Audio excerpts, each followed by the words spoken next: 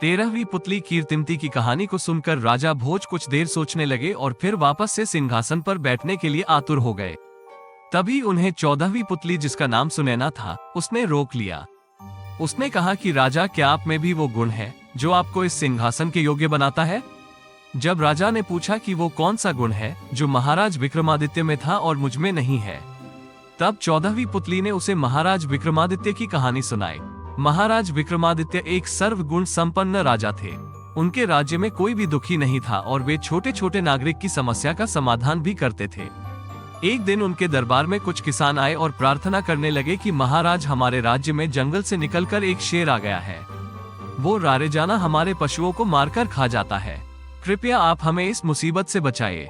तब राजा ने उनसे कहा कि चिंता न करें, हम कल ही उस शेर को इस राज्य से दूर किसी जंगल की ओर भगा देंगे।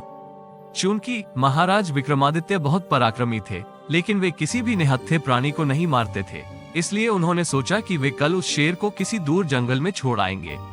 अगले ही दिन वो कुछ सैनिकों के साथ उस शेर की तलाश में निकल पड़े। वो किसी खेत के पास वाली झाड़ियों में छुपा हुआ था।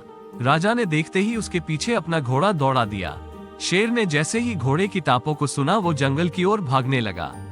राजा विक्रमादित्य भी तेजी से उसका पीछा करने लगे और शेर का पीछा करते करते वो अपने सभी सैनिकों को बहुत पीछे छोड़ देते हैं।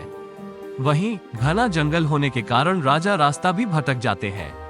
फिर भी वो शेर को ढूंढने का पूरा प्रयास करते हैं और एक जगह रुककर अनुमान लगाने लगते हैं कि शेर किस ओर गया होगा।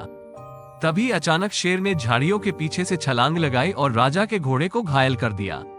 राजा ने शेर के इस वार को अपनी तलवार से रोक लिया और शेर को घायल कर दिया। शेर घायल होकर जंगल में कहीं दूर चला गया। अब जबकि विक्रमादित्य का घोड़ा घायल हो गया था और वह रास्ता भी भटक गए थे, इसलिए वो चलते चलते एक नदी के किनारे पर पहुंचे, जहां पर पानी पीते पीते घोड़े ने दम तोड़ दिया। राजा को ये देखकर बहुत दुख हुआ। बहुत थका होने के कारण राजा वहीं एक पेड़ के नीचे बैठकर आराम करने लगे। तभी नदी में उन्हें एक शव बहता हुआ दिखाई दिया, जिसे दोनों ओर से कोई पकड़े हुए था। राजा ने गौर से देखा तो उसे पता चला कि शव को एक ओर से बेताल और दूसरी ओर से कापालिक ने पकड़ा हुआ है और दोनों शव पर अपना अधिकार जमा रहे हैं।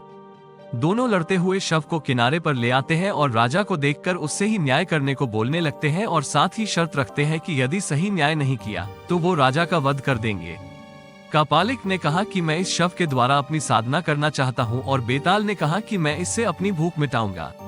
दोनों की बात सुनकर राजा ने भी कहा कि मैं जो कहूंगा दोनों उस बात को मानेंगे और न्याय के लिए आपको शुल्क देना होगा।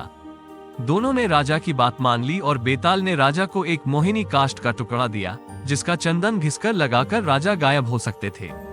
कापालिक ने एक बटुआ दिया, जिससे कुछ भी मांगने पर वह दे सकता था। तब राजा ने बेताल से कहा कि तुम मेरे घोड़े से अपनी भूख मिटा सकते हो, और कापालिक को उसने शव दे दिया। दोनों ने राजा के न्याय की प्रशंसा की और वहां से चले गए। राजा को भूख लगी तो उसने बटुए से भोजन मांग लिया और जंगली जानवरों से बचने के लिए अदृश्य हो गया। अगली सुबह वह बेतालों का स्मरण कर राज्य की सीमा पर पहुंच गए। रास्ते में राजा को एक भिखारी मिला तो उन्होंने उसे कापालिक वाला बटुआ दे दिया, ताकि जिससे उसे कभी भोजन की कमी न रहे। तो दोस्तों, हमें इस कहानी से यह सीख मिलती है कि मुसीबत आने पर भी हमको कभी नहीं डरना चाहिए और अपनी बुद्धि का उपयोग करना चाहिए।